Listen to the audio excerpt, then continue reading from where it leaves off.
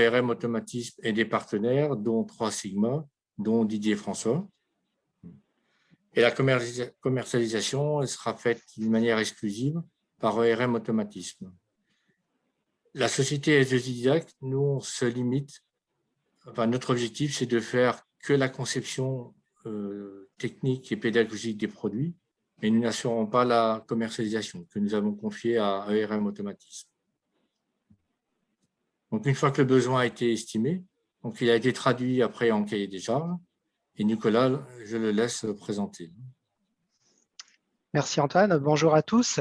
Alors avant de commencer à présenter ce bras et le cahier des charges, j'aimerais remercier Norbert Perrault qui m'a mis en contact avec la société S2I Didac et aussi finalement fortement remercier la société S2I Didac qui a tout de suite accroché à mon idée et qui a fait un travail considérable en l'espace de quelques mois pour arriver au produit qu'on va vous présenter aujourd'hui.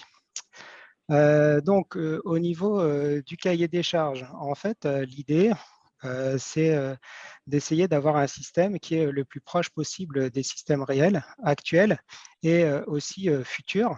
Donc, ce qui se fait de plus en plus pour réduire l'impact environnemental, c'est de développer des systèmes sur les chantiers qui sont des systèmes électriques. Donc, on supprime en fait les gros moteurs diesel et on remplace ça par des moteurs électriques. Donc, par exemple, ici, ce que vous avez en illustration sur la figure à droite, en haut à droite, c'est la pelleteuse Volvo EX2, qui est une pelleteuse qui est développée en France avec des actionneurs, enfin avec des moteurs électriques. Et nous, donc des moteurs électriques qui vont entraîner une pompe hydraulique, mais nous, ce qu'on a préféré faire sur le bras de la pelleteuse, c'est de mettre directement des actionneurs électriques. Ensuite, quand on est avec des systèmes qui fonctionnent sur batterie, bon, il y a toutes les problématiques de consommation énergétique qu'on pourra aussi traiter dans le bras de la pelleteuse. Une autre version, et là c'est plus sur les systèmes futurs que les systèmes actuels, qui sont en cours de développement, c'est de gérer en fait des pelleteuses totalement autonomes. Et donc ça, c'est ce que fait par exemple la société Built Robotics, qui en fait va juste imposer une tâche à réaliser par la pelleteuse et c'est la pelleteuse en fonction de son environnement qui va générer elle-même ses déplacements par intelligence artificielle et qui va aussi prendre en compte la sécurité. Donc là, j'ai cité que 2 points et en fait, c'est les 2 points que l'on va traiter, enfin que l'on va pouvoir traiter en fait avec la pelleteuse.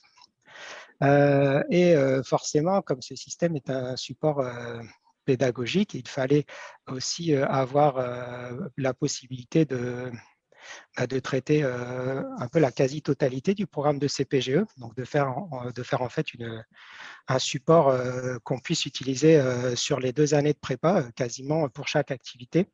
Et donc, il fallait pour ça instrumenter la pelleteuse. Donc, c'est pour ça qu'on a décidé d'asservir les 3 axes. On la verra bouger tout à l'heure, mais en fait, il y a 3 axes différents. 3 axes asservis. Donc, ils sont actionnés par un vérin électrique par axe, donc ça nous fait 3 axes. Ensuite, sur chaque articulation, on a disposé des codeurs.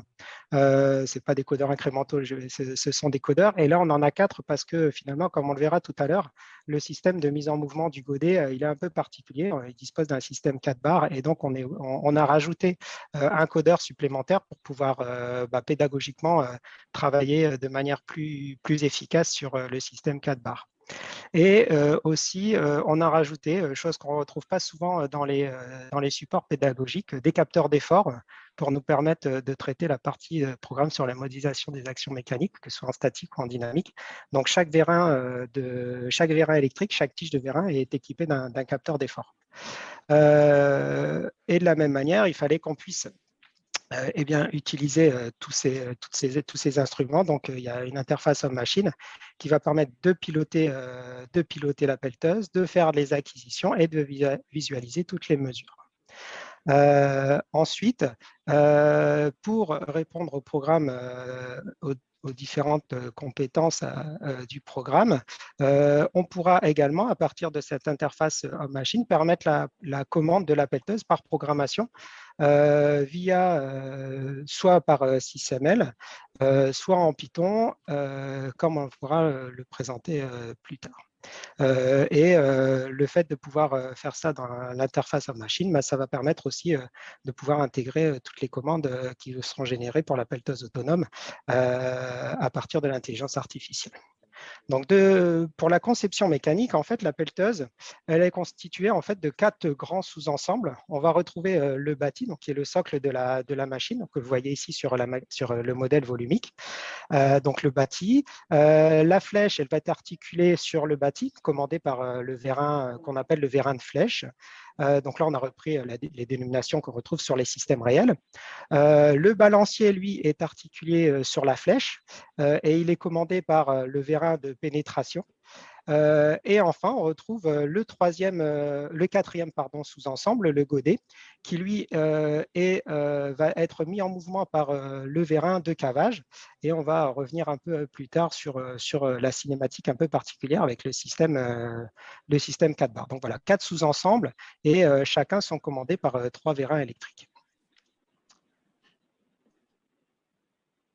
Alors, au niveau des vérins électriques, donc on a ici 3 vérins identiques sur chacun des bras. En fait, au niveau de la conception de ces vérins, donc là, c'est des vérins qui sont achetés chez un fournisseur, ils ne sont pas réalisés par S2I Didact. Donc, on a un moteur électrique qui va entraîner des roues dentées. Ça ressemble peut-être plus à un système avec une roue hélicoïdale. Et donc, ça va constituer le réducteur qui se trouve à la sortie du moteur. Et ensuite, le réducteur, donc en sortie du réducteur, la vis de manœuvre va entraîner le coulisseau par un système de roue-vis, système vis écrou. Voilà, donc tous ces modèles volumiques là qu'on vous présente dans la présentation, ce seront des modèles volumiques qui seront fournis dans le support didactique.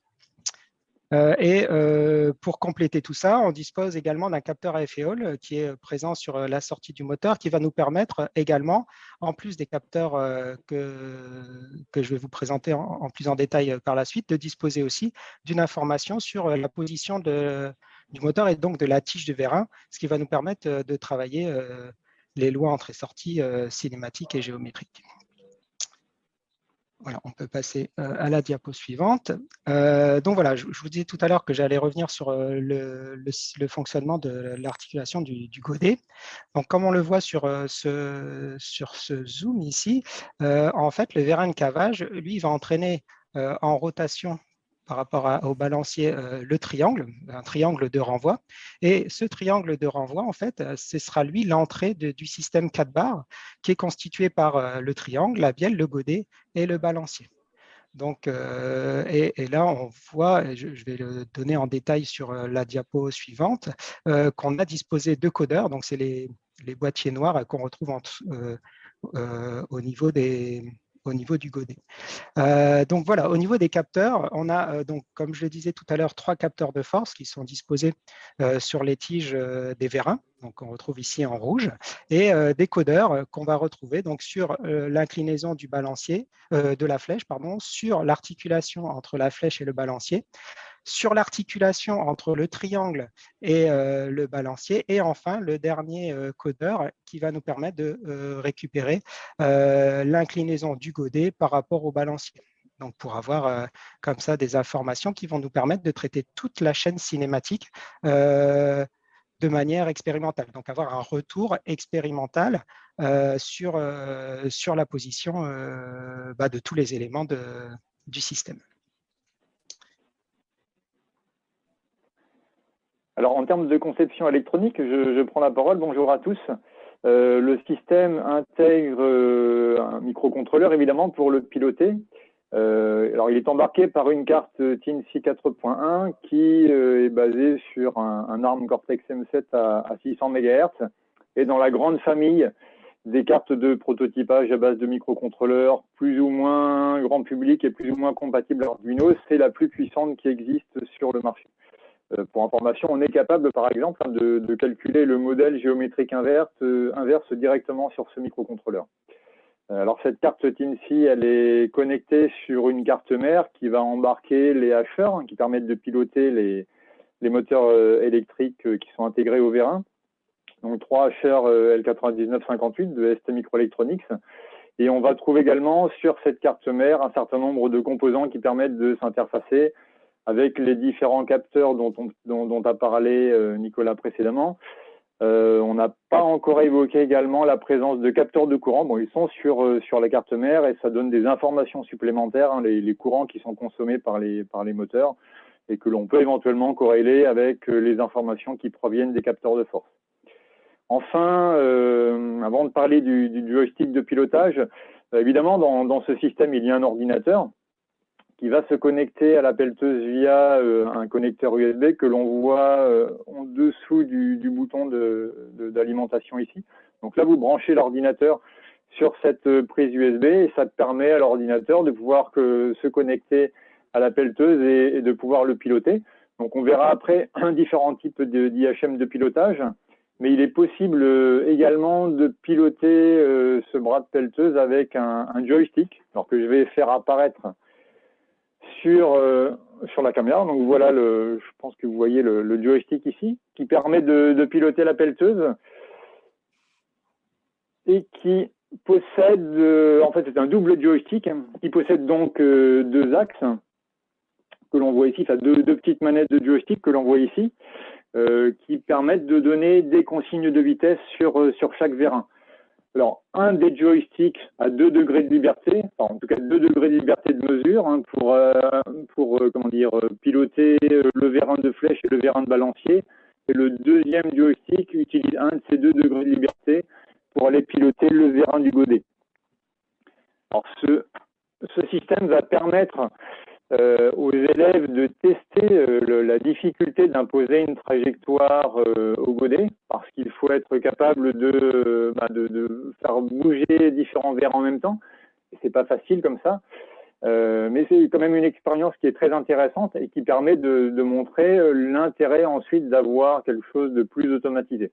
Alors, je pense que vous attendez depuis quelques minutes maintenant de voir les choses bouger, donc je vais profiter du fait que je parle du joystick pour vous présenter la pelleteuse en mouvement et puis justement son pilotage via ce joystick et la difficulté que je vais probablement avoir pour essayer de faire une trajectoire rectiligne ou horizontale. Donc je vais commuter sur l'IHM qui va me permettre de piloter ça. Donc on reviendra un petit peu plus tard sur les IHM. Là, ce que l'on va voir au cours de cette petite démo, c'est l'évolution du bras avec l'évolution de la trajectoire, hein, enfin, comme vous allez pouvoir le constater. Donc, je vais allumer ça en attendant. Vous allez pouvoir visualiser l'évolution de la trajectoire du bras et en particulier de l'extrémité du bras lorsque je vais essayer de le piloter avec le joystick, ce qui permet d'avoir une information qui est très visuelle. Donc, je passe à l'initialisation de la pelleteuse.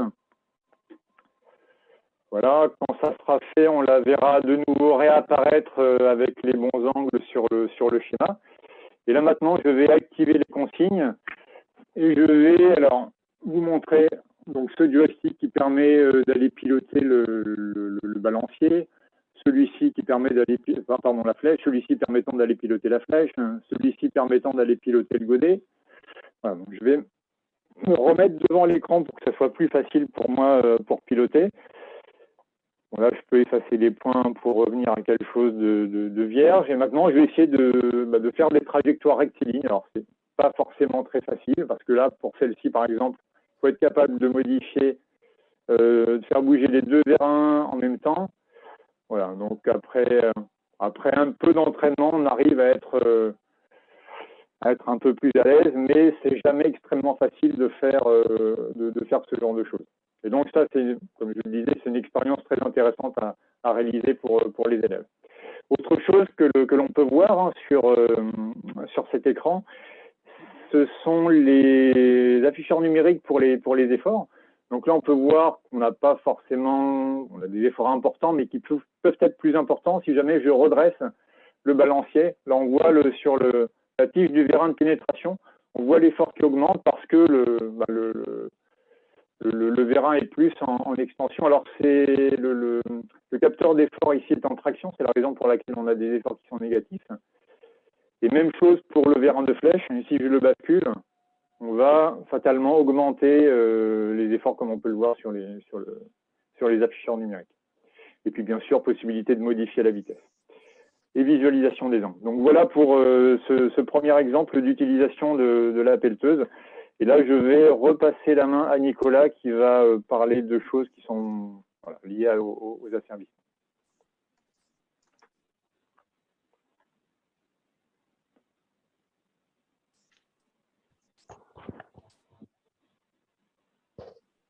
Alors, de ce Pardon, fait-là, oui. donc voilà, dans ce qu'on vient de voir, en fait, avec les pilotages par joystick, c'est tout simplement le pilotage d'une pelleteuse classique.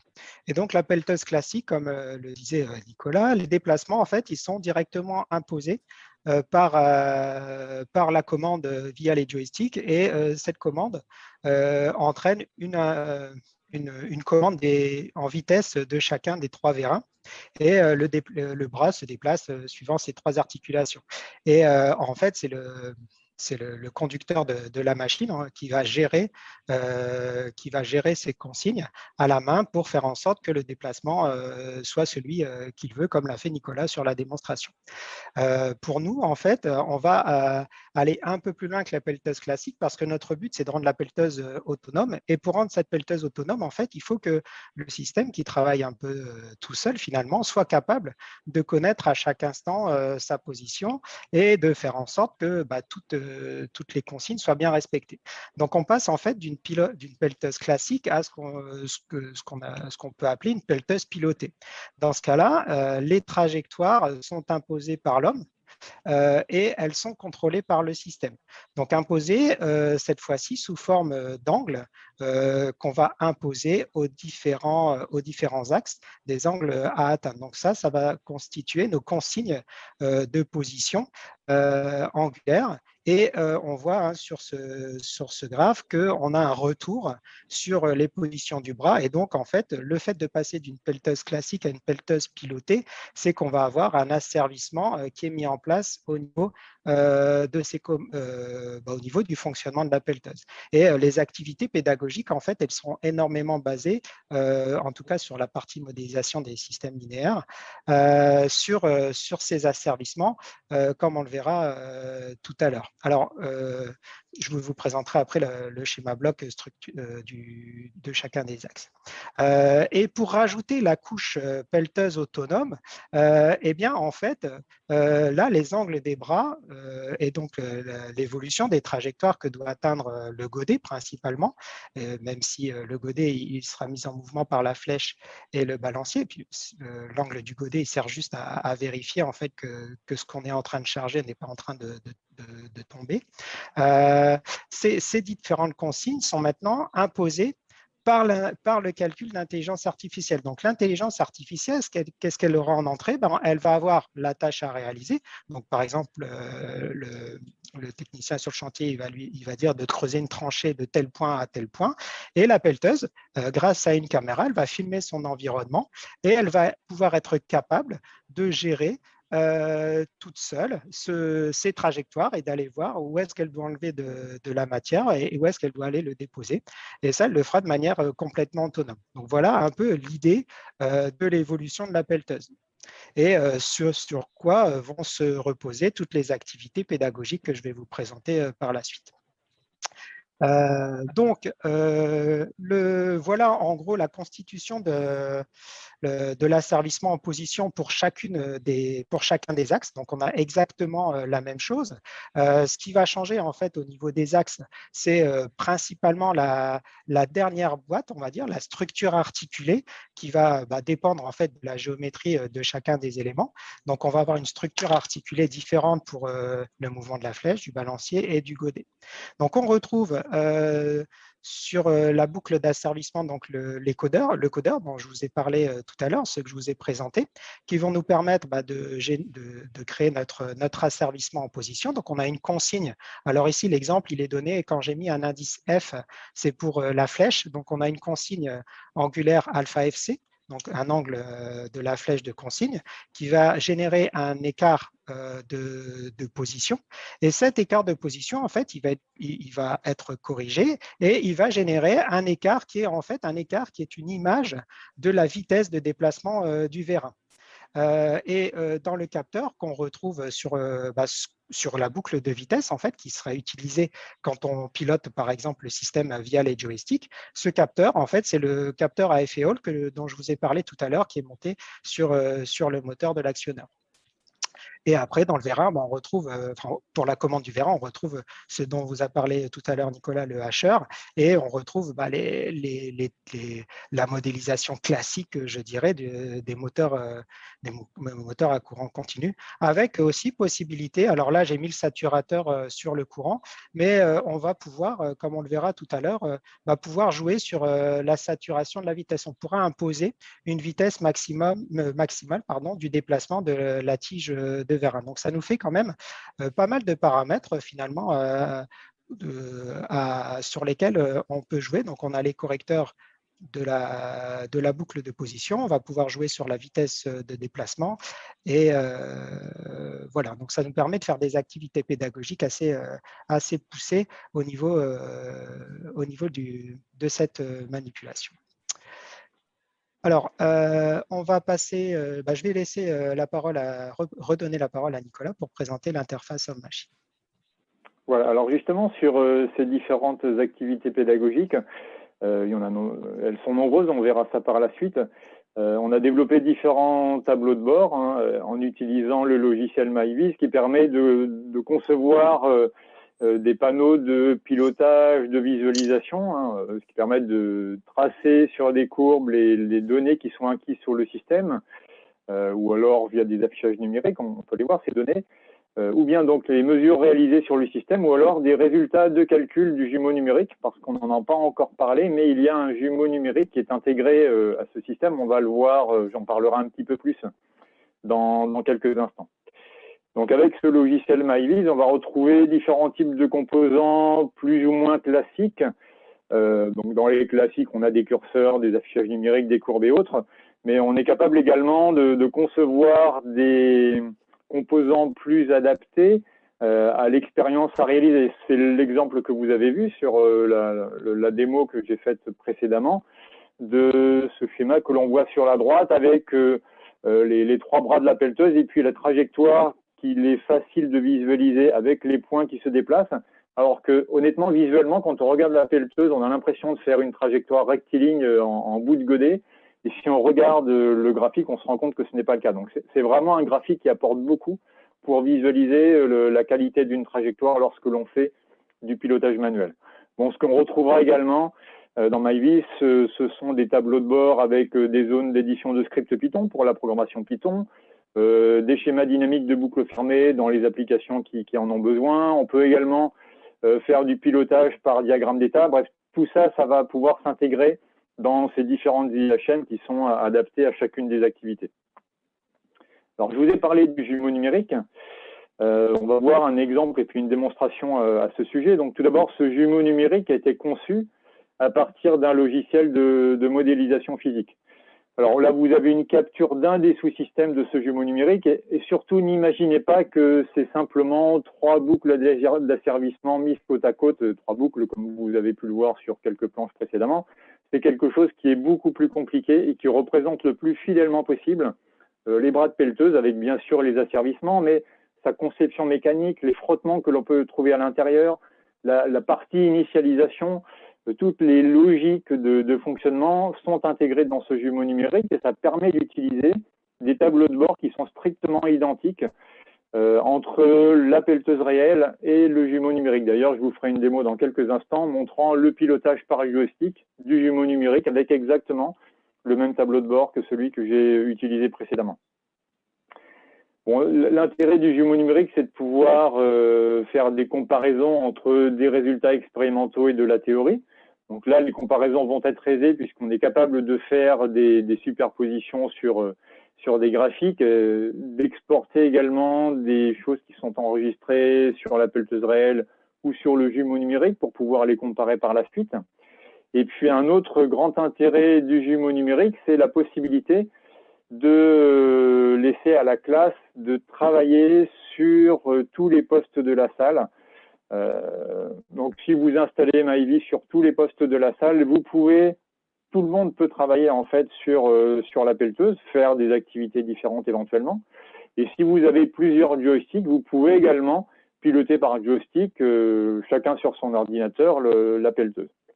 Donc ça, c'est quelque chose qui permet vraiment de dupliquer les postes et de faire différentes activités sur différents ordinateurs. Le jumeau numérique, il est associé à une animation 3D en temps réel qui va compléter les résultats de simulation affichés sur les courbes, parce que quand on a des courbes ou des afficheurs numériques, c'est pas évident de s'imaginer quelle est la posture de la pelleteuse. Donc, une animation 3D temps réel, c'est beaucoup plus visuel. Et par ailleurs, cette animation est totalement dynamique parce qu'on a la possibilité, comme sur la vraie pelleteuse en réalité, de pouvoir se rapprocher d'un élément, de tourner. On a parlé du système 4 barres, on peut le voir en action, on peut le voir en mouvement pendant qu'on est en train de faire ou un asservissement ou un pilotage manuel ou autre. Et ça, c'est quelque chose qui apporte beaucoup. Alors, je vous fais une petite démonstration comme promis. Donc, je vais effacer les points précédents. Vous voyez ici, j'étais en pelleteuse réelle, je vais passer en pelleteuse simulée. Je redémarre le système. Alors là, vous n'allez pas voir la pelleteuse bouger, puisque je suis en pelleteuse complètement simulée, mais vous voyez ici la fenêtre 3D qui s'affiche. Une fois démarré, je vais pouvoir passer à l'initialisation. Voilà, donc c'est le même principe pour ce tableau de bord. Je vais pas y revenir, je vais pas le redécrire comme précédemment. Et au lieu de ça, quand j'aurai activé les consignes, voilà, on a terminé l'initialisation, j'ai activé les consignes. Là, je vais mettre l'image en un peu plus grand pour que l'on puisse voir, voilà, ce qui peut se passer. Alors, je vais de nouveau piloter avec le joystick et pour vous montrer que je ne triche pas, je vous le montre. Là, je fais, voilà, j'avance pour le balancier, la flèche, pardon, le balancier, le godet. Voilà, donc je pilote réellement la pelleteuse avec le joystick et je suis, comme je vous le disais, en mesure d'aller faire tourner, d'aller zoomer aussi pour voir comment ça se passe du côté du système 4 barres. Et là, je vais bouger, je bouge le godet. Donc ça permet de bien visualiser ce qui se passe au niveau du système 4 barres. Et bien sûr, si vous voulez faire d'autres visualisations sur d'autres éléments du système, par exemple sur le balancier, on peut faire le même type de choses. Là, je vais regarder ce qui se passe sur le vérin du balancier. Voilà, encore une fois, une animation 3D qui apporte beaucoup de choses et un jumeau numérique qui permet de réaliser, de dupliquer des activités et de faire de la comparaison entre la théorie et la pratique sur le système. Je repasse de nouveau la main à Nicolas sur le diaporama. Voilà.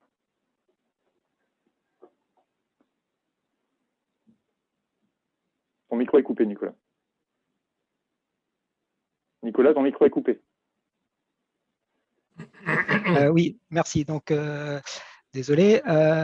Donc, comme vous avez pu le voir sur le modèle, sur le jumeau numérique et aussi sur les retours qu'on a sur l'interface homme-machine, on a aussi essayé d'apporter essayer d'être assez didactique. Et donc, en fait, on a essayé de recopier ou d'utiliser exactement les mêmes couleurs entre le modèle volumique 3D, entre le modèle SolidWorks qui sera livré aussi, et aussi avec tous les schémas cinématiques qu'on va pouvoir présenter. Donc, en fait, il y a une grande cohérence en fait, didactique, on va dire, entre tous les modèles qui sont représentés pour que les élèves puissent se repérer le plus facilement.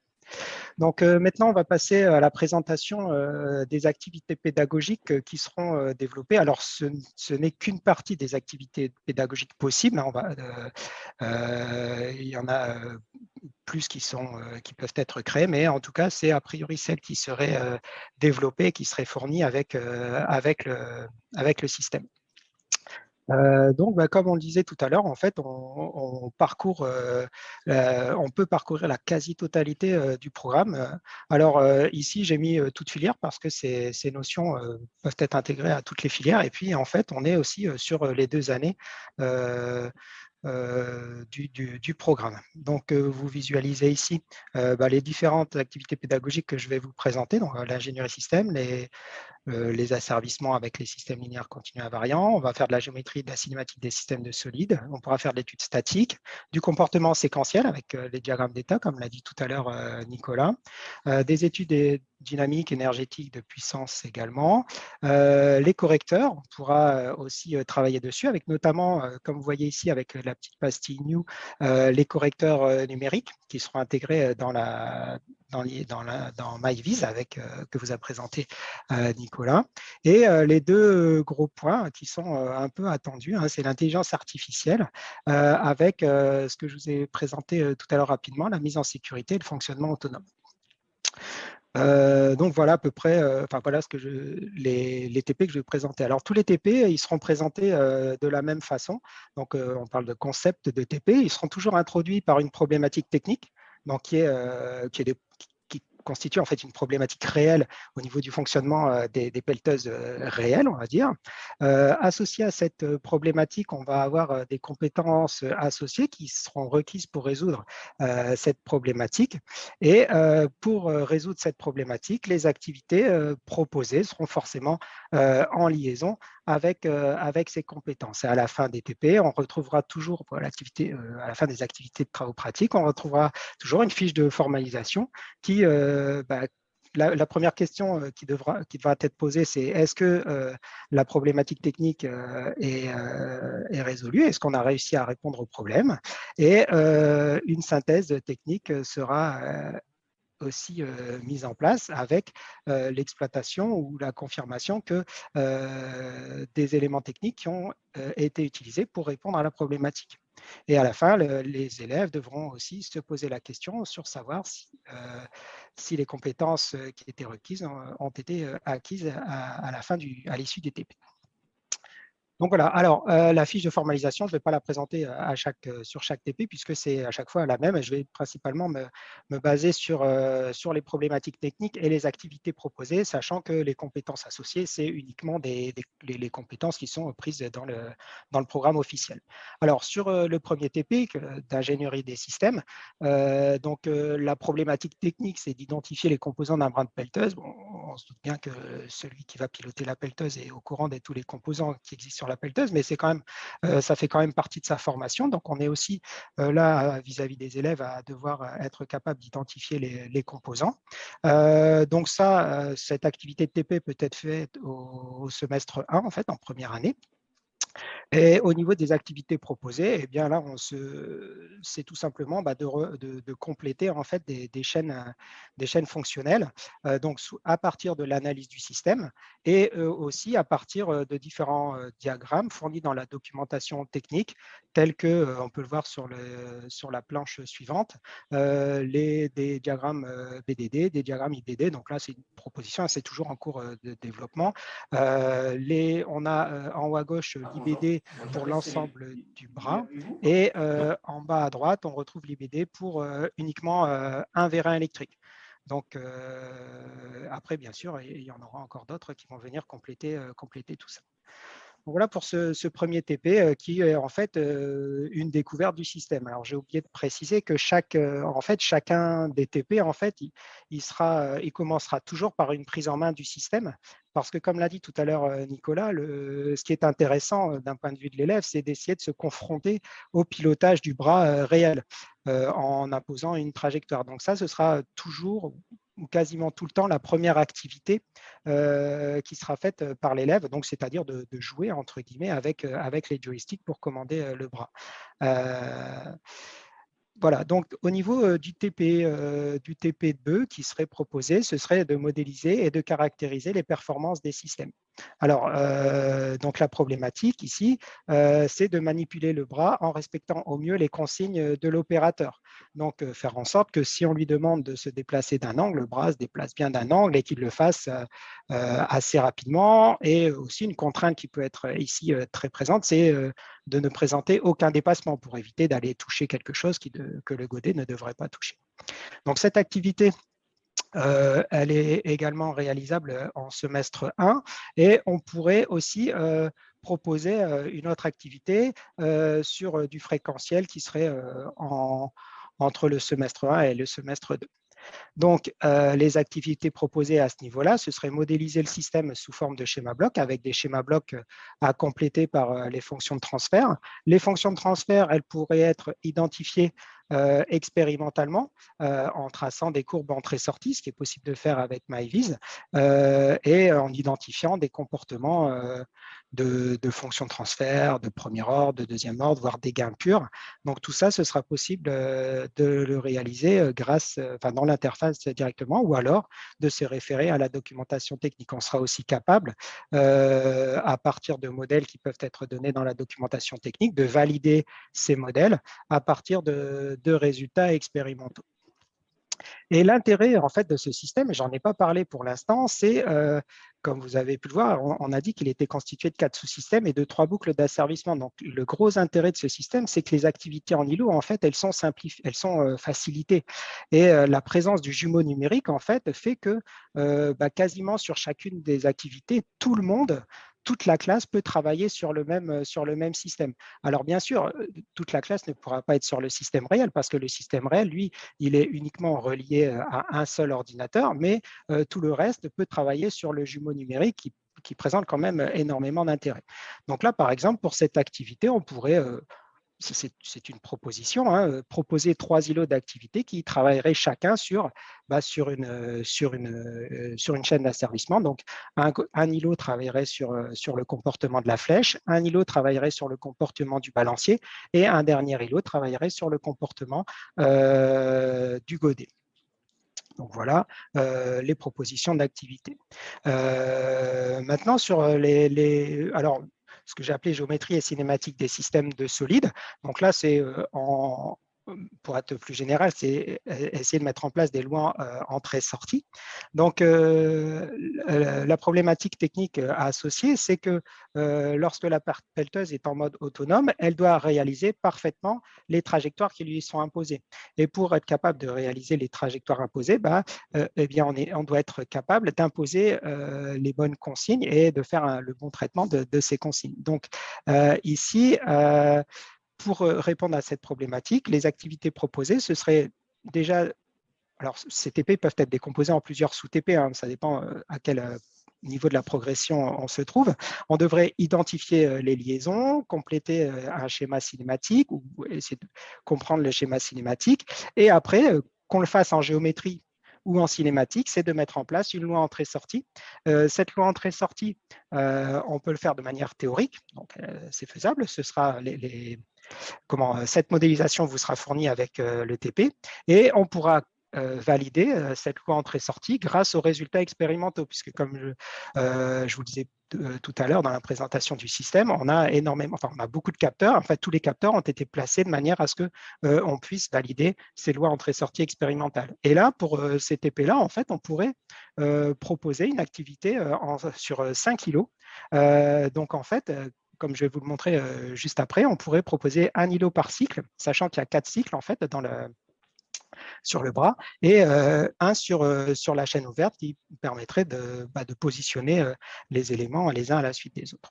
Donc, si on passe sur la modélisation cinématique, voilà en fait le schéma cinématique sur lequel on a travaillé. Donc, comme je vous disais tout à l'heure, on retrouve exactement les mêmes couleurs qui sont implantées sur le jumeau numérique.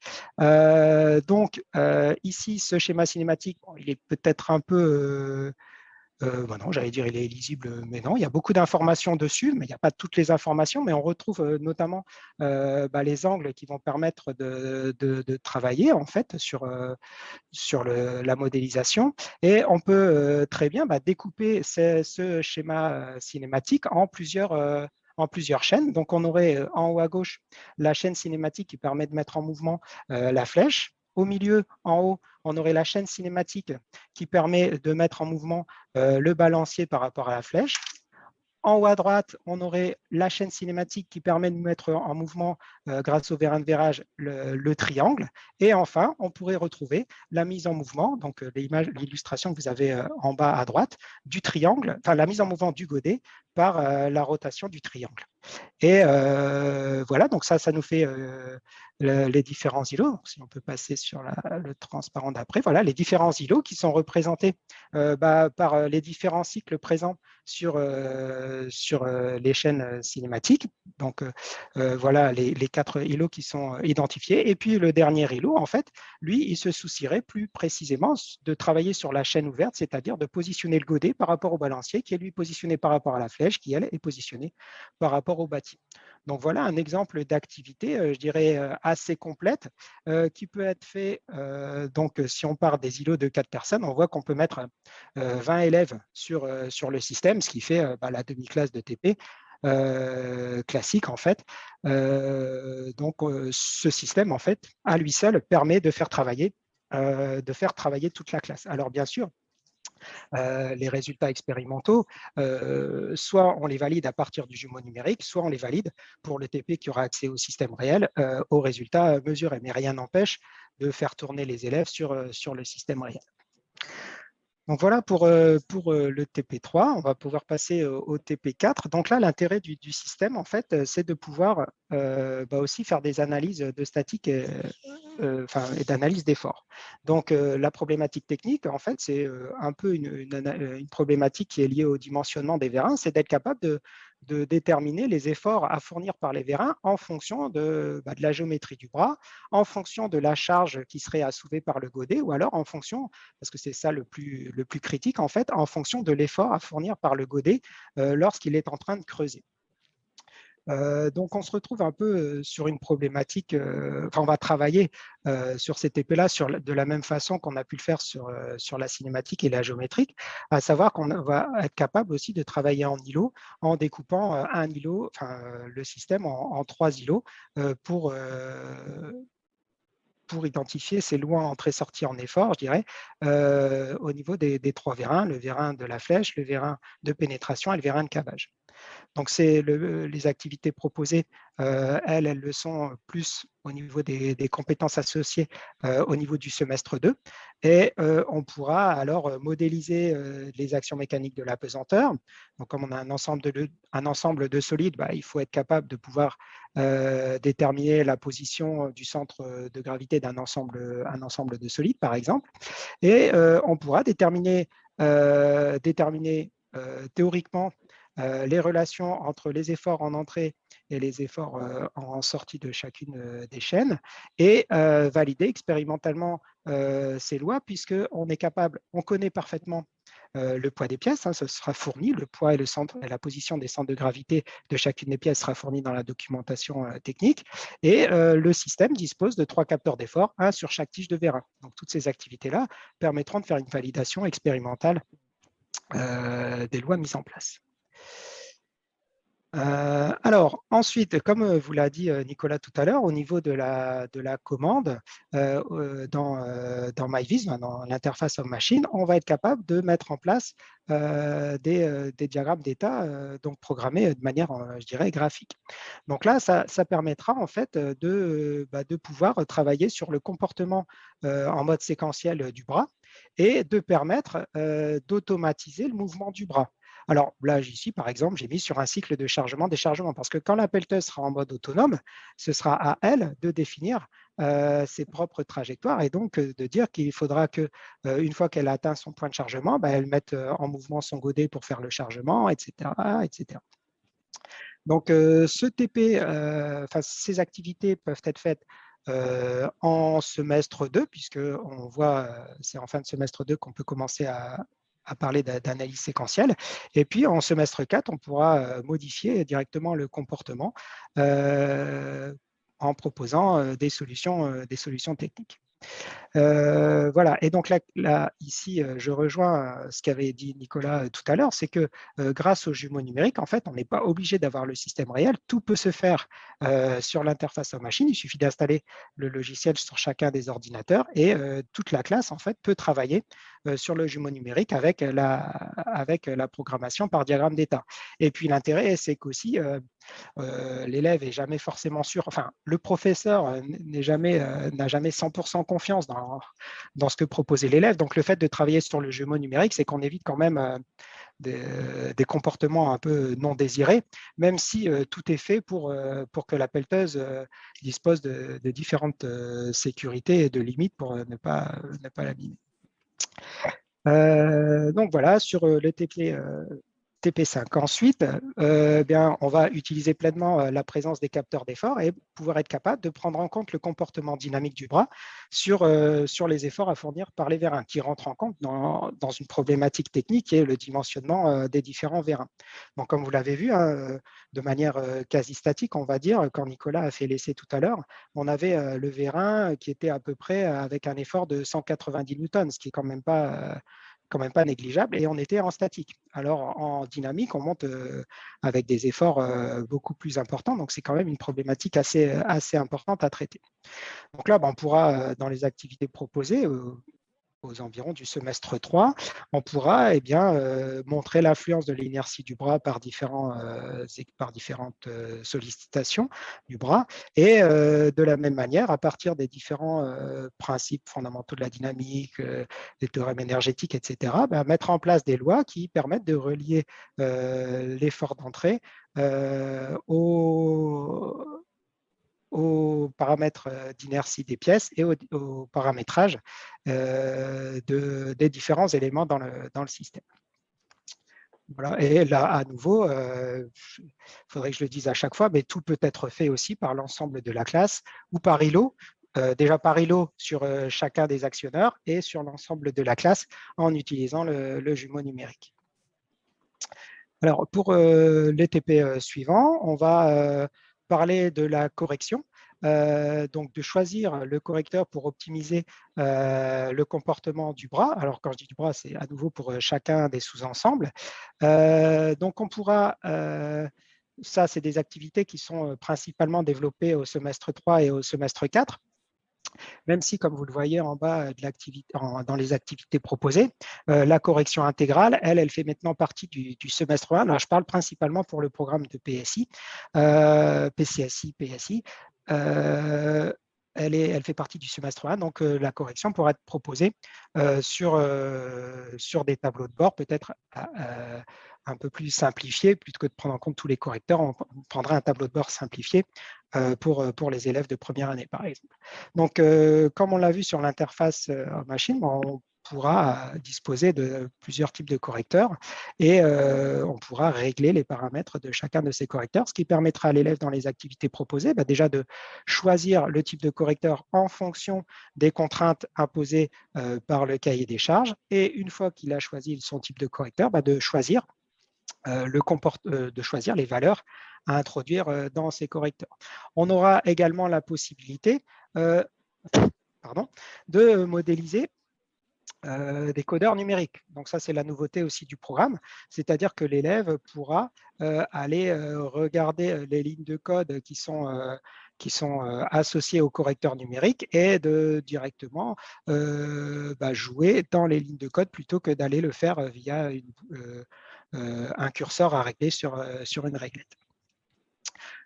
Et là, encore une fois, tout le monde, tout l'ensemble de la classe ou tout l'ensemble du groupe pourra travailler sur le modèle, sur le jumeau numérique, et on pourrait aussi très bien concevoir des activités par îlot où chaque îlot travaillerait sur un sous-ensemble du bras. Sur les TP associés à l'intelligence artificielle. Donc ça, c'est totalement nouveau, hein. Ce n'est pas proposé sur les systèmes actuels qu'on a dans nos laboratoires. Donc, nous, on a essayé de proposer deux activités en fait, qui vont faire appel à deux types d'apprentissage. Donc, le premier, en fait, ce serait comme vous l'avez vu au tout début de la présentation, l'intelligence artificielle, elle est liée au fonctionnement de la pelleteuse en mode autonome. Et donc, en mode autonome, la première des choses, c'est d'assurer la sécurité. Donc, sur un chantier, on a énormément de personnes qui peuvent intervenir. Donc, il faut être vigilant à la présence d'individus dans la zone de travail de la pelleteuse. Donc, l'idée, ce serait d'identifier des objets ou des individus non désirés dans la zone de travail. Et si des individus sont identifiés, mettre en place soit une alarme, soit carrément, si les personnes sont trop proches, un arrêt de la machine. Donc, pour répondre à cette problématique technique, les compétences associées, ce sont des compétences de l'intelligence artificielle qui doivent être traitées en semestre 3. Et pour ces activités proposées, en fait, on partirait sur un apprentissage supervisé, donc qui permettrait de reconnaître à partir d'une caméra qui serait installée sur le système, de reconnaître un objet. Alors, ça peut être un objet qui est préprogrammé ou alors un objet qui serait choisi par l'élève pour lui permettre d'avoir une certaine liberté en fait dans l'apprentissage de l'intelligence artificielle. Et une fois cet apprentissage réalisé, on pourrait intégrer cette condition de présence d'objets dans le diagramme d'état qui permettrait de stopper l'image.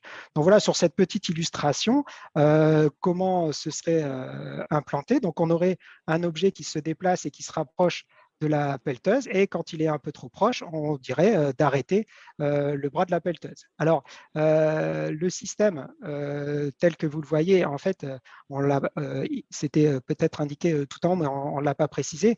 Bien sûr, vu les efforts qui sont fournis par les actionneurs, il y aura un carter un carter de protection tout autour de la manipulation. Donc, il sera impossible en fonctionnement de rapprocher ou de mettre quelque chose à l'intérieur du système. Par contre, on peut très bien avoir une vision plus globale avec la caméra qui serait peut-être plutôt au-dessus du bras, une vision un peu plus large pour permettre d'identifier la proximité d'un objet. Donc voilà pour ce premier TP qui serait basé sur l'apprentissage supervisé. Le deuxième TP sur l'intelligence artificielle, ce serait de gérer le fonctionnement autonome de la pelleteuse.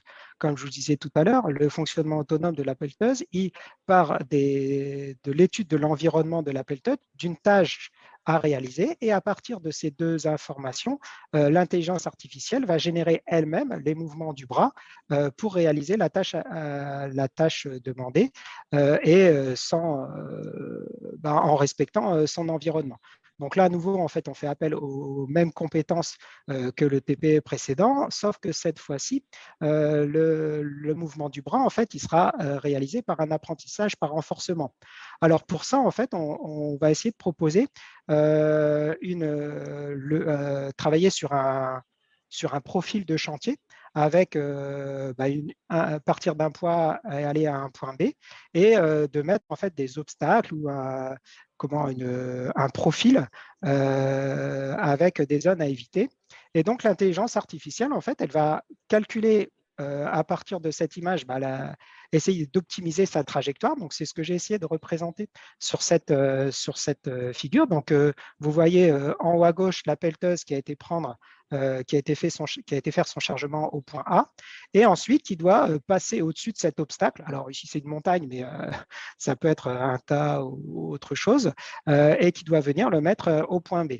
Alors, il y a plusieurs contraintes en fait, qui vont se poser pour l'optimisation du parcours. C'est déjà, comme vous le voyez dans l'illustration dessous, avec le cône de chantier, c'est d'essayer d'éviter les obstacles.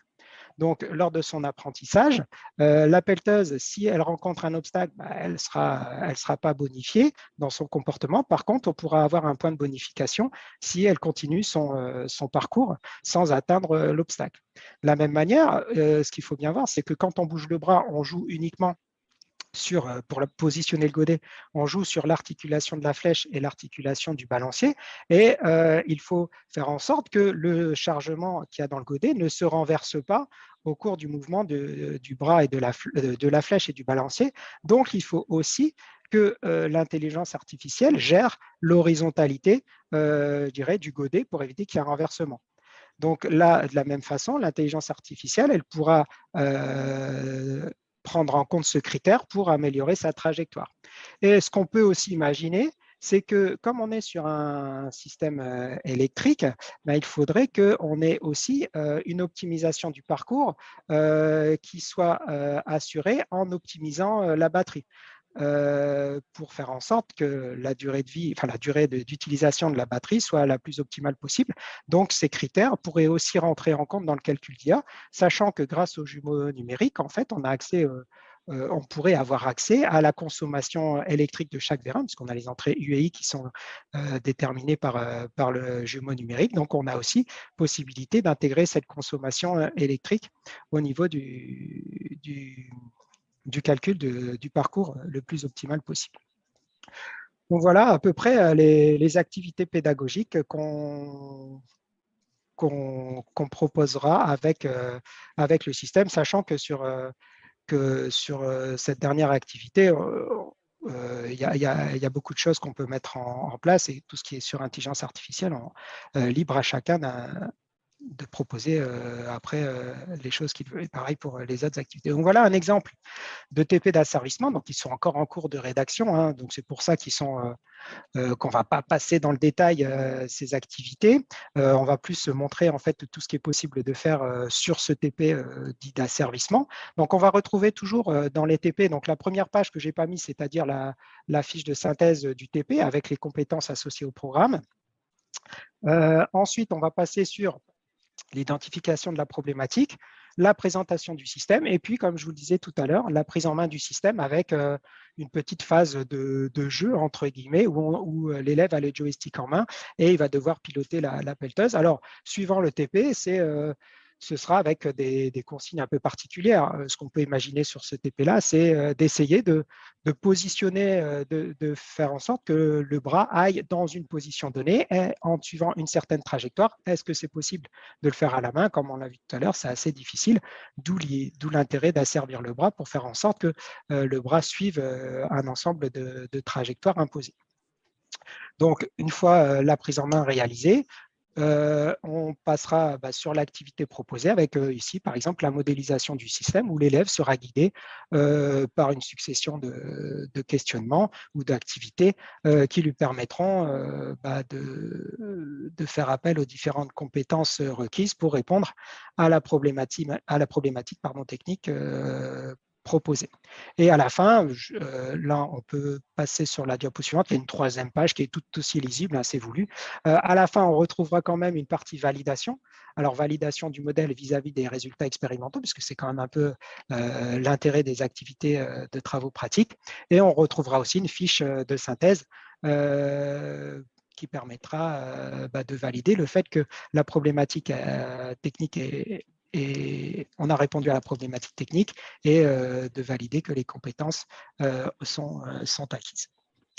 Donc voilà, au niveau des exemples de TP d'asservissement, maintenant je vais passer la parole pour terminer à Nicolas qui va vous présenter un peu le tableau de bord qui est associé à l'asservissement, sachant qu'en fait l'effort qui va être fait, c'est de proposer un tableau de bord associé à chacune des activités pédagogiques qui fasse en sorte qu'on ait le juste nécessaire des informations afin d'éviter de surcharger et de surcharger l'écran et de perdre les élèves en fait durant leur activité de TP.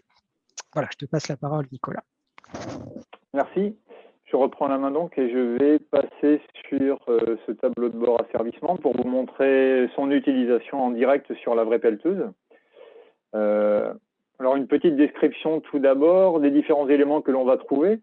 Bon, je laisse la partie démarrage et autres. Malgré tout, je suis sûr que quelqu'un va poser une question. Il est possible à la fin de chaque opération de faire un enregistrement de tout ce qui a été acquis, de tracer également dans un autre outil la totalité des signaux pour choisir ce que l'on souhaite tracer ou non. Donc ces deux boutons existent là.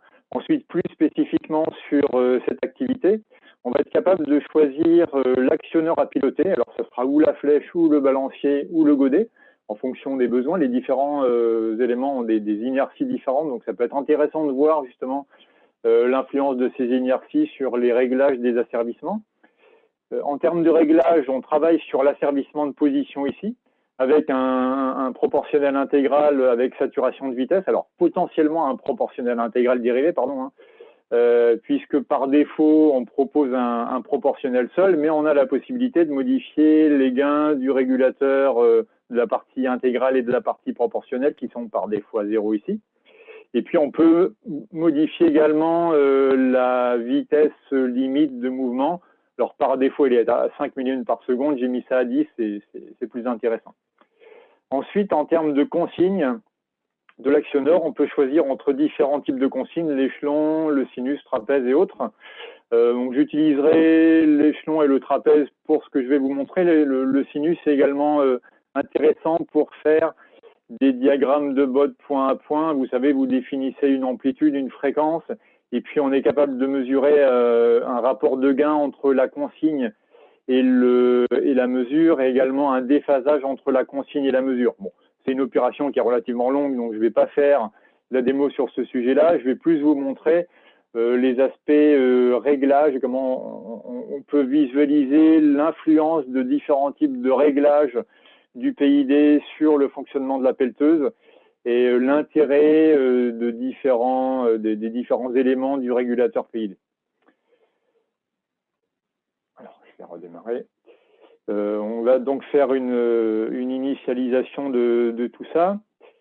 Alors, je commencerai par travailler. Je vais d'abord vous montrer le fonctionnement flèche, balancier, godet, hein, pour vous montrer le fonctionnement de chacun des différents éléments du système.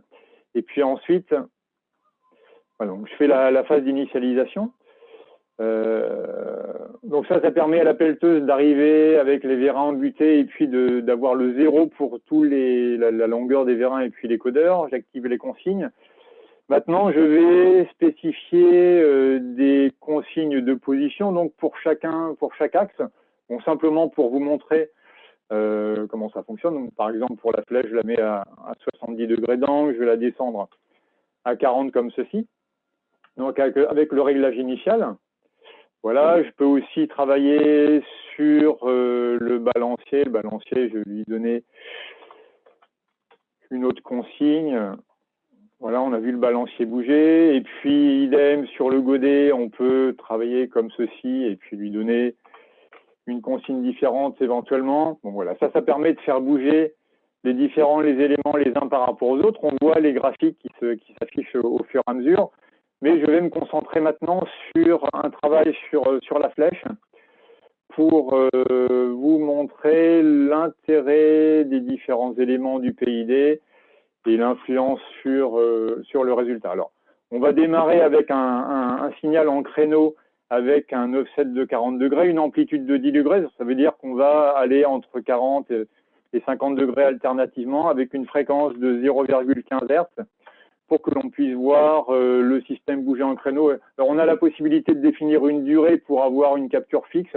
Mais là, comme je vais faire des choses en direct et vous montrer l'influence des différents correcteurs, bon, c'est plus intéressant de fonctionner sur un créneau comme ça pour que vous puissiez voir la pelleteuse bouger et voir les graphiques en même temps qui s'affichent. Alors, par défaut, on a un bon résultat en termes de précision hein, sur le système. Malgré tout, on pourrait très bien imaginer rajouter un correcteur intégral. On verra un vrai intérêt du correcteur intégral dans le travail sur un trapèze dans quelques instants. Donc, imaginons, je décide de mettre à fond la correction intégrale avec une valeur de 40 alors que par défaut, elle est égale à 0.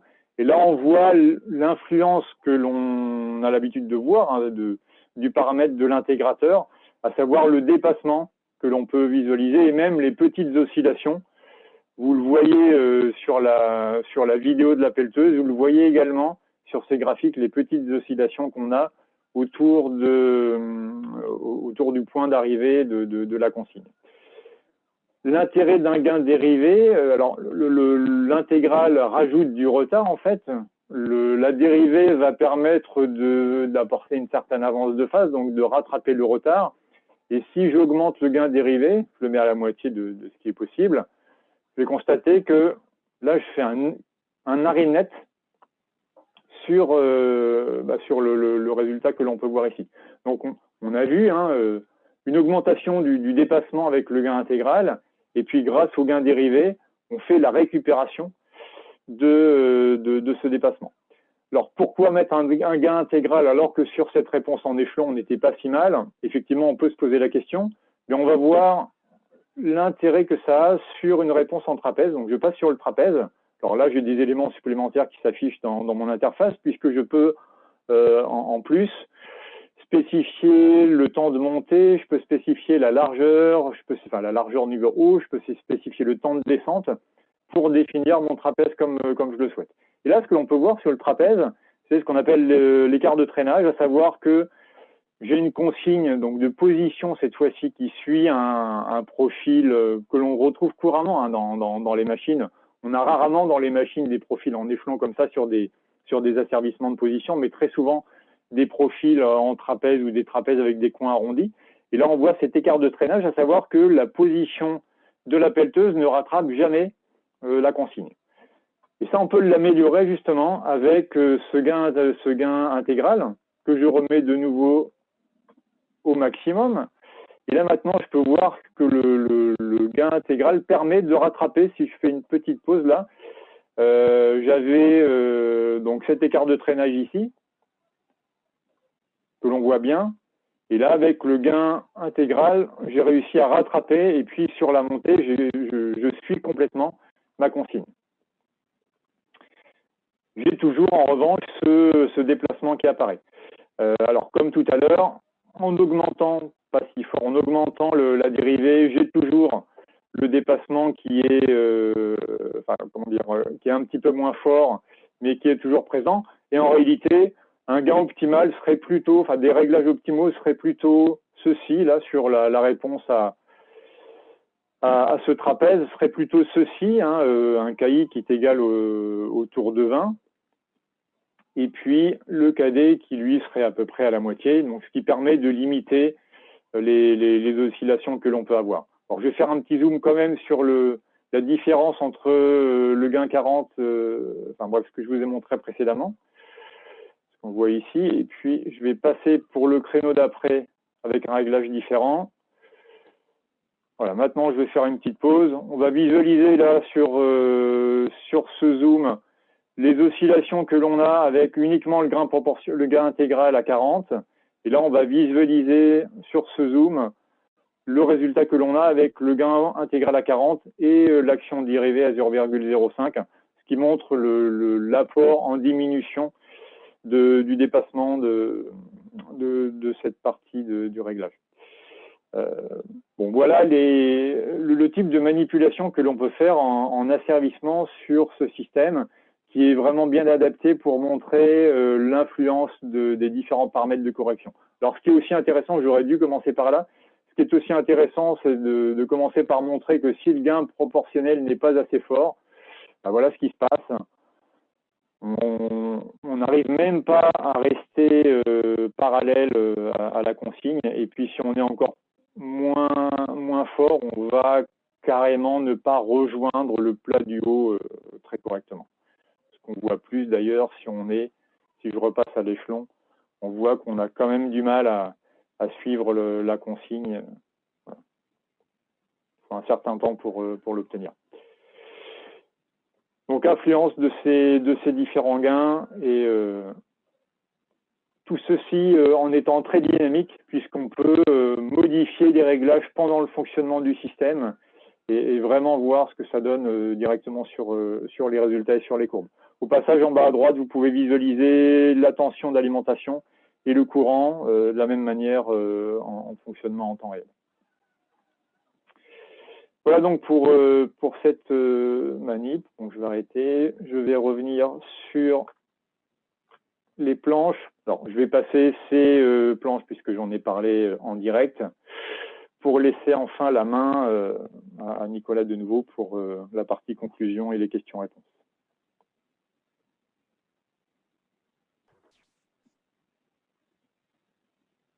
Alors, merci Nicolas. Donc, pour finir, en fait, pour conclure et avant de passer aux questions-réponses, on vous a présenté un peu les différentes activités et puis on va maintenant passer sur le système qui va vous être fourni. Enfin, tout ce qui sera fourni lorsque vous achèterez le bras de pelleteuse. Donc, vous aurez le banc didactisé. Le logiciel, donc MyViz, adapté au bras, donc l'IHM avec le jumeau numérique. Il y aura un joystick, un double joystick, comme vous avez pu le voir au tout début de fourni, le dossier technique, le dossier pédagogique, avec les TP qui vous ont été présentés certainement aujourd'hui, et les modèles volumiques, ceux qui ont été développés sur SolidWorks, donc la version actuelle, avec le modèle volumique complet du système, avec tous les composants, de la même façon, tous les composants pour les actionneurs, et également les modèles volumiques simplifiés qui permettront en fait de faire des calculs plus simplement, on va dire, sous Mecha 3D pour compléter en fait les aspects simulation qui sont fournis par le jumeau numérique. Et en option, ce qui pourra être proposé, c'est des doubles joysticks supplémentaires. Donc, ces doubles joysticks, en fait, l'intérêt, c'est que si on travaille sur le jumeau numérique, on pourra jouer directement sur les jumeaux numériques sur les autres ordinateurs. Puisque le double joystick, il peut piloter le modèle réel, enfin le système réel, pardon, mais aussi les jumeaux numériques. Par contre, pour piloter le jumeau numérique sur un autre ordinateur, il faut forcément un autre joystick. Ce qui sera aussi développé, c'est le sous-ensemble vers un seul.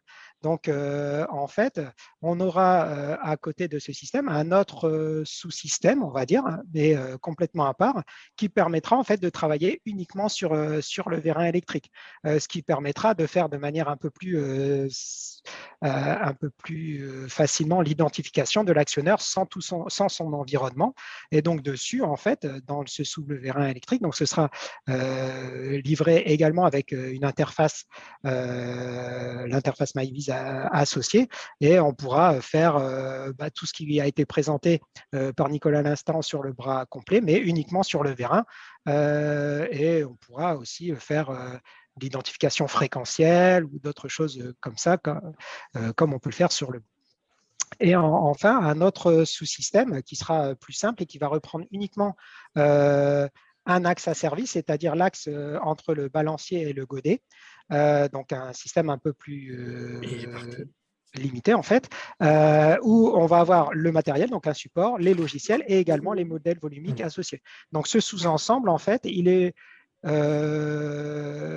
va être notamment, enfin, on pourra faire presque toutes les activités qui ont été présentées, sauf peut-être les activités d'intelligence artificielle, mais cette fois-ci uniquement sur le bout du bras, en fait, sur le godet. Et l'intérêt, c'est notamment d'étudier sur ce sous-système, le système 4 barres, pour lequel, en fait, différentes longueurs de bielles seront proposées et pourront être changées dans le système. Voilà, une étude paramétrique, en fait, avec des bielles de longueur interchangeable. Voilà. Antoine, est-ce que tu veux rajouter quelque chose sur cette conclusion avant de passer aux questions-réponses? Non, là, c'est bon. Hein, donc, maintenant, on peut faire la synthèse des questions. J'ai eu quelques questions, les aborder une par une. D'accord. Alors, oui. Qui s'en occupe. Moi, il y en a deux que j'ai notées qui étaient sur le chat et qui, du coup, sont tout en haut maintenant. On peut peut-être commencer par celle-là. Et après, les autres questions-réponses, elles sont dans l'onglet questions-réponses. Donc, peut-être qu'on pouvait les voir directement. Comment vous voulez qu'on fonctionne? Est-ce que vous voulez que je lise les questions et puis vous y répondez? Oui. Alors, alors je vais commencer par les deux questions qui étaient sur le chat, donc qui n'apparaissent pas dans l'onglet questions-réponses. Donc, la première question, c'était sur la robustesse de la pelleteuse. Est-ce que c'est un système robuste et qui dure dans le temps? Je résume. Oui, le système est robuste, il est surdimensionné. Donc, au niveau des efforts dans le godet, là, on pourrait pratiquement mettre une charge de 15 ou 20 kg sans affaisser la structure. OK. C'est pas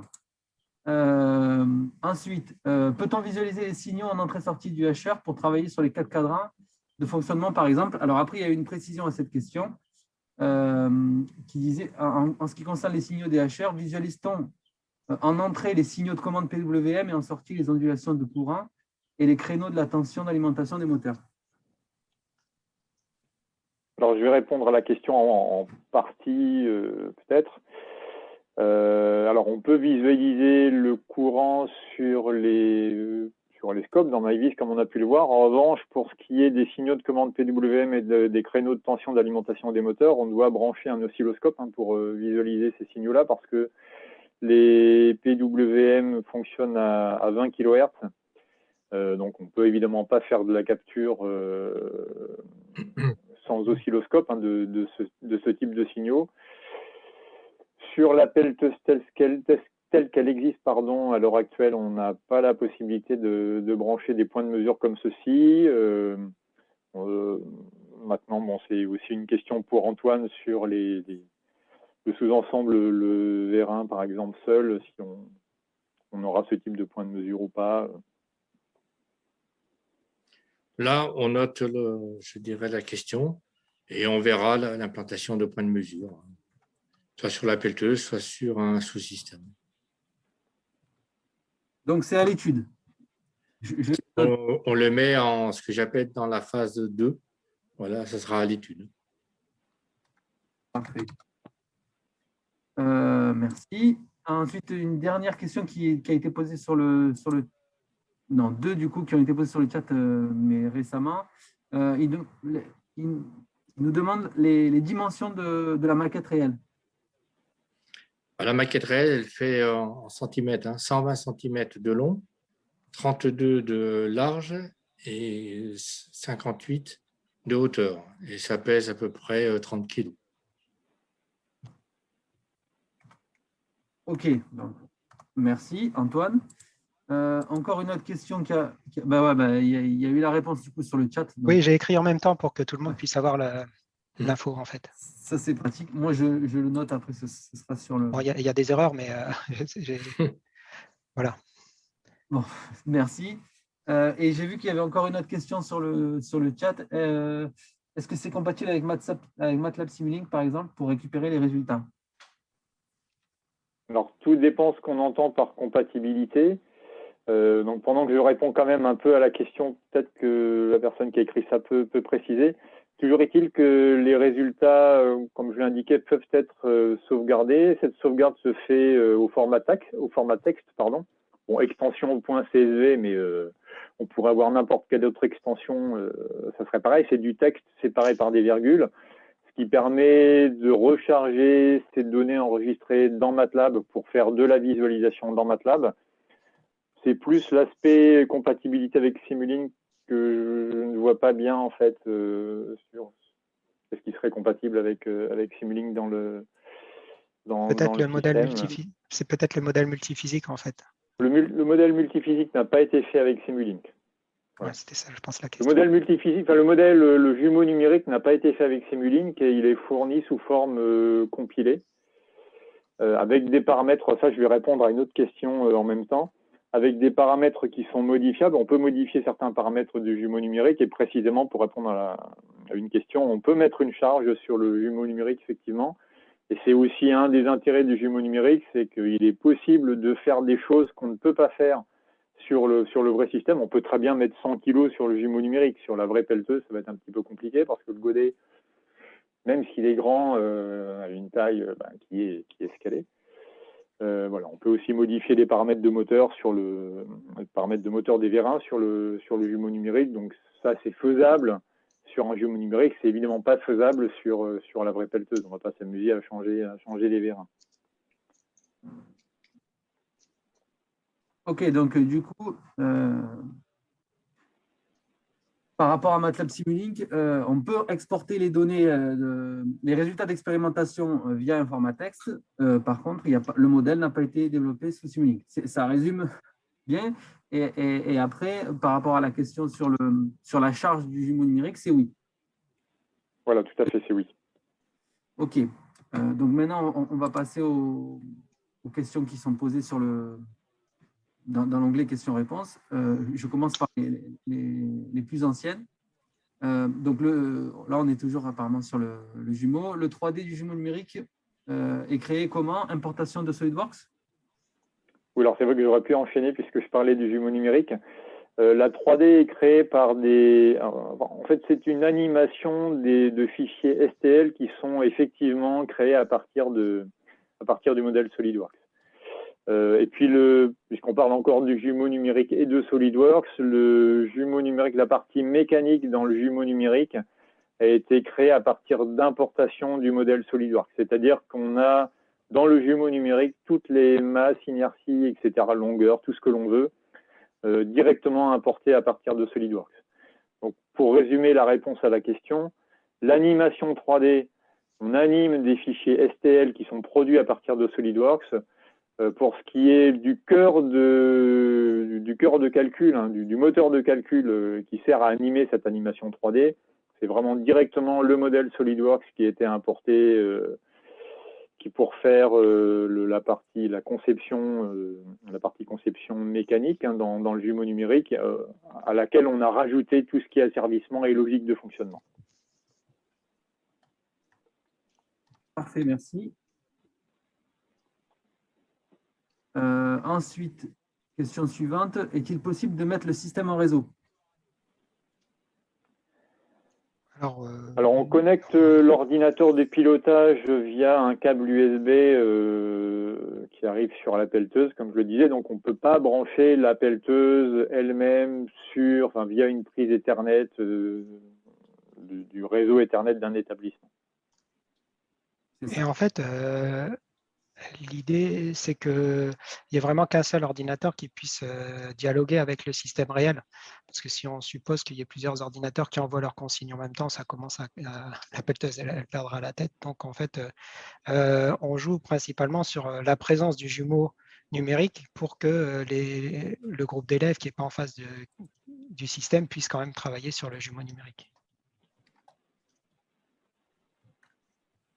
D'accord, merci. Et moi, du coup, j'avais une question parallèle à ça, par rapport au jumeau numérique, du coup, la licence, le fichier d'installation, du coup, c'est plutôt une installation site ou c'est une installation qui se fait poste par poste pour l'environnement du jumeau numérique? Parce que c'est peut-être aussi ça le parallèle avec le réseau. Est-ce que, du coup, on installe ça sur le réseau et c'est une image qui est dupliquée sur tous les PC, ou est-ce que c'est sur chaque PC qu'il faut installer l'environnement? En fait, le jumeau numérique, il est intégré dans MyVis, donc il faut installer le logiciel sur chacun des PC. Après, chacun est complètement autonome pour utiliser MyVis avec le jumeau numérique. Hein. Il n'y a pas de notion d'utilisation en réseau comme ça du jumeau numérique. Ok. Merci. Alors, je vais taper la réponse. En résumé, on ne met pas la pelleteuse sur le réseau, mais par contre, on peut travailler sur tous les PC de la salle sur le jumeau numérique. Alors après, il y a une question par rapport au TP7. Alors, je ne sais pas si vous voulez faire revenir le slide au TP7. Donc, TP7, c'est celui sur les correcteurs. Voilà. Donc, la question, c'est est-ce que le TP7 est faisable en îlot? Alors oui, hein, comme je l'ai dit, quasiment tous les TP ils peuvent être faits en îlot. On peut très bien faire travailler 3 îlots, par exemple, un sur chaque actionnaire, sur la correction de chaque actionnaire. Et comme on vient de le dire aussi, comme il y a le jumeau numérique, en fait, on peut faire travailler aussi toute la classe sur le choix du correcteur et sur son comportement sur le jumeau numérique, puisque le jumeau numérique, en fait, c'est vraiment un jumeau et donc il reprend le comportement réel du système avec toutes les inerties et toutes les erreurs qui sont dues aux masses et aux inerties du système. Donc, et comme le disait Nicolas, les frottements au niveau des contacts sont aussi pris en compte. Donc, c'est vraiment un TP en fait qui se veut activité îlot et activité à l'ensemble du groupe classe en fait. D'accord, merci. Oui, c'est assez clair. Alors ensuite, une double question. Effectivement, c'est vrai qu'elle m'était venue à moi aussi. Est-ce qu'on peut faire de la boucle ouverte et de la boucle fermée ou est-ce qu'on travaille uniquement en boucle fermée? Alors, sur le système réel, pour l'instant, on était parti plus sur de la boucle fermée parce que si on fait de la boucle ouverte, on ne contrôle pas vraiment les déplacements du bras. Alors, il y a des limites qui seront imposées pour éviter que le bras aille taper quelque part. Donc, on est principalement sur de la boucle fermée. Après, l'intérêt du TP supplémentaire sur le vérin seul, donc celui que le sous-système qu'on peut acheter séparément, sur celui-là, on pourra faire de la boucle ouverte parce qu'en fait, on n'aura que le vérin, en fait, donc ce sera possible. Donc voilà, on est encore en train de réfléchir, on va dire, sur la possibilité de faire de la boucle ouverte sur le système complet. Je laisse Nicolas ou Antoine compléter peut-être ma réponse sur cette première question. Oui, en tout cas, c'est techniquement faisable. Donc après, c'est un Oui. choix d'activité. Voilà. Ok. Par exemple, en mode manuel, j'essaie de compléter un peu. En mode manuel, on ne pourrait pas imaginer une boucle ouverte uniquement en manuel? On pourrait peut-être imaginer une boucle ouverte sur le jumeau numérique parce que là, on risque rien.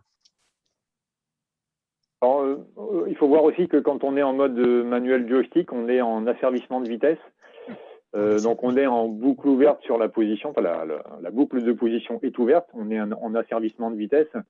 Donc, on est déjà beaucoup plus proche d'une vraie boucle ouverte où on ferait de la commande en tension.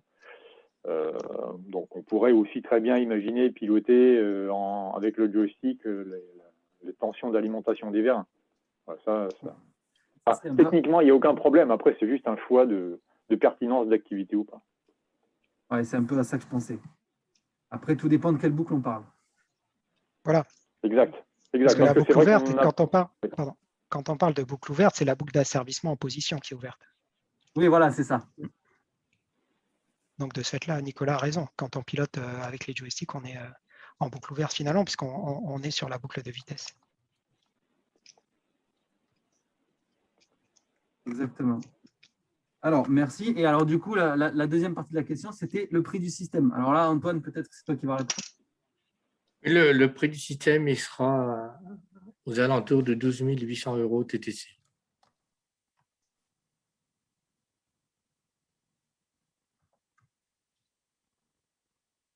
Alors, je le note juste.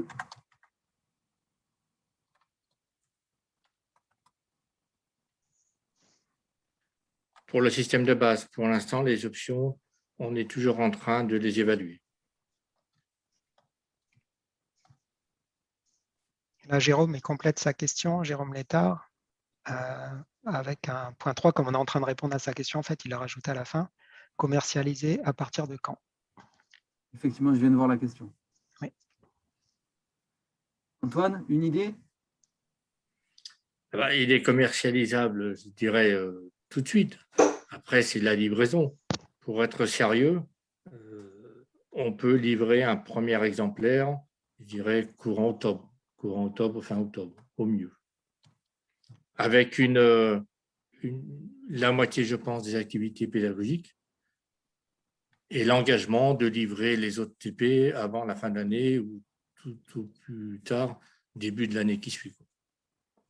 Oui, pour reprendre sur les activités pédagogiques, effectivement, l'intérêt, c'est que s'il est livré, comme la réforme elle arrive en septembre, la livraison du TP des premières versions à la rentrée 2021, les premières activités pédagogiques, ce seront bien sûr celles qui sont associées aux activités des semestres 1 et 2.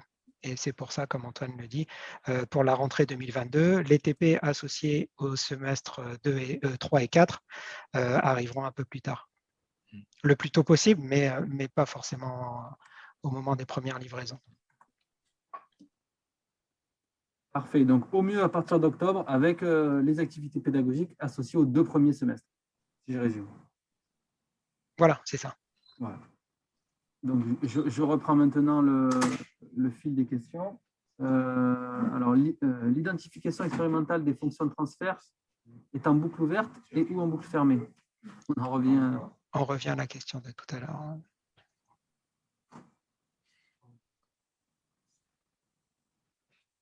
Donc, ça dépend sur quelle boucle on se place. Oui. Boucle ouverte sur la vitesse et boucle fermée sur... Non, c'est l'inverse. Boucle ouverte sur la position. Sur la position et boucle fermée. Oui. Oui. On reste fermé sur la vitesse toujours. J'ai suivi alors. Oui, pardon. Alors, sur la position.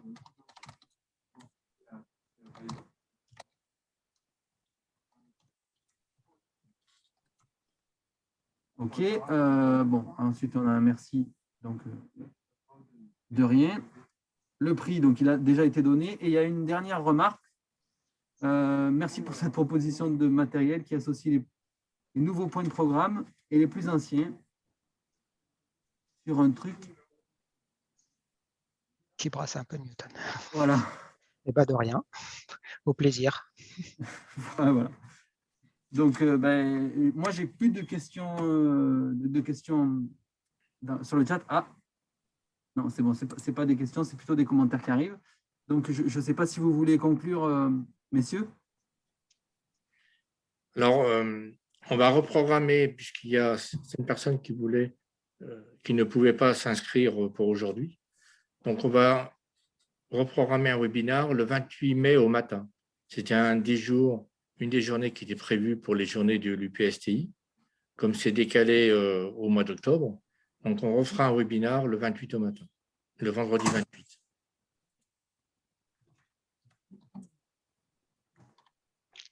D'accord, super. Ceux qui n'auraient pas pu, assister aujourd'hui.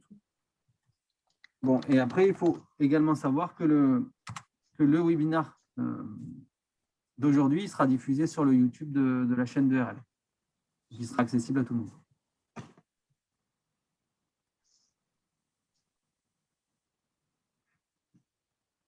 Donc, moi, je remercie les intervenants. Merci. Pour cette belle présentation. Et puis, si vous voulez ajouter un mot avant la fin, je vous laisse la parole pour conclure. Non, merci pour votre écoute. Voilà, avec Nicolas, les deux Nicolas, le premier Nicolas Malaisis qui nous a proposé ce produit, qu'on avait trouvé intéressant et innovant.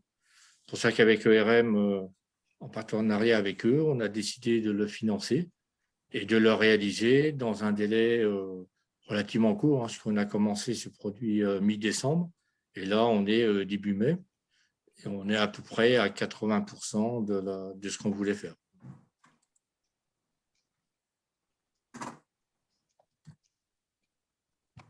Alors, beau travail. Merci à tous.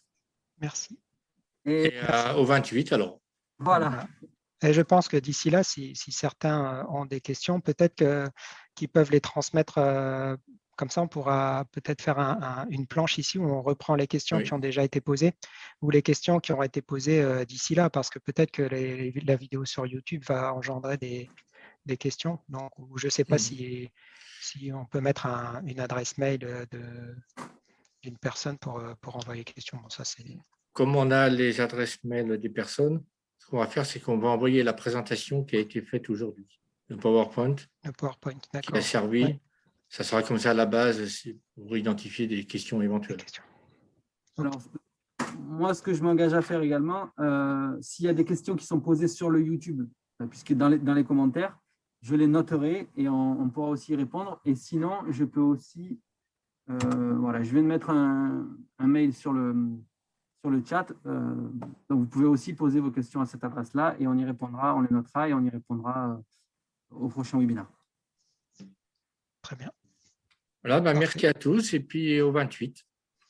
Voilà, merci à tous. J'espère que le système, cette présentation vous a plu, a permis de présenter un peu toutes les différentes possibilités. Voilà, bon, on continue à travailler pour atteindre les 100% rapidement. Bonne journée à tous. Bonne journée. Merci à tous. Au revoir, merci. Au revoir.